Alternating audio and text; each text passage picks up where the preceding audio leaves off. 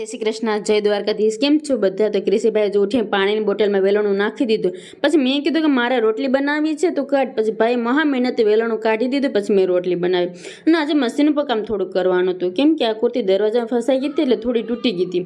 એટલે મેં વિચાર્યું કે જ્યાંથી તૂટી ગઈ ને કુર્તી કાપી અને આખી કુર્તી મેં ટૂંકી કરી નાખું। પછી ક્રિશીભાઈ પર કુર્તી કાપવામાં મદદ કરી અને કુર્તી સરખી કપાઈ ગઈ। પછી મેં સિલાઈ કરવાનું ચાલુ કર્યું, જેમાં સરખી સિલાઈ મારી અને પછી આ કુર્તી થઈ ગઈ તૈયાર। પછી ક્રિશી કે આજે તો તમે મને બહુ કામ કરાવ્યા છે। પહેલાં તો બોટલમાંથી વેલણું કઢાવ્યું, પછી મેં કુર્તી કપાવી, એટલે મારે નાસ્તો કરવો છે। એટલે પછી ભાઈ રૂપિયા હાથમાં લઈને કે હાલો દુકાને નાસ્તો લેવા। પછી અમે મમ્મી દીકરો બે દુકાને ગયા, નાસ્તો લઈને આવ્યા, જેમાં ઠંડી ઠંડી સોડા પીધી અને સાથે મેગી પણ લઈ આવ્યા હતા, કેમ કે મેગી ખાવાની ઈચ્છા હતી ને એટલે।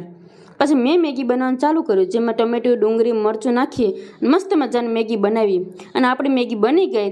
તો જે દેખાવામાં તો બહુ સરસ હતી અને ખાવામાં પણ બહુ મસ્ત હતી। તો ચાલો બધા જમવા, અને અમારી ચેનલ લાઇક, શેર અને સબસ્ક્રાઈબ કરવાનું ભૂલતા નહીં।